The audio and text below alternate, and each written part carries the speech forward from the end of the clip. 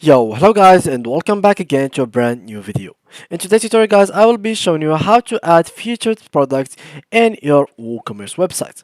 First of all guys, I will need you to go to your WordPress and open the dashboard and log in into it. If you don't know how to do that, just go to wordpress.com/wp-admin and open it. Now after that, go to plugins, click on add new to add WooCommerce in the first place, which is pretty simple method. Go here to search for plugins, click on WooCommerce and install it. Now as you can see, I don't have the button because I already have it, but for you, you only need to click on install now, so a button like that. And after that, when you install it, you just have to activate it, so click on activate button, it will appear like that. Now after you finish with this step, you need to go to install plugins, click on active and search if WooCommerce is over there. If it is, that means that you are all good and set up. If not, go to inactive here and click on activate. After that, when you finish with that, all I need you to do guys is pretty simple. Refresh the page by clicking over here or F5 and you will notice that there is some options has been added to your menu.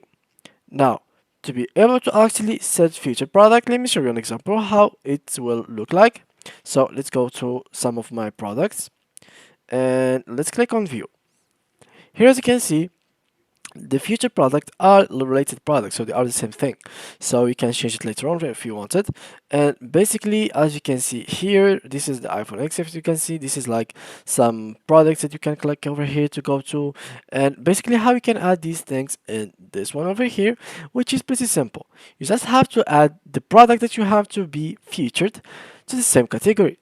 Now as you can see here, I have added this iPhone XS to technology, and if I want to this iPhone X, I will find it in the technology category as well. How we can change that?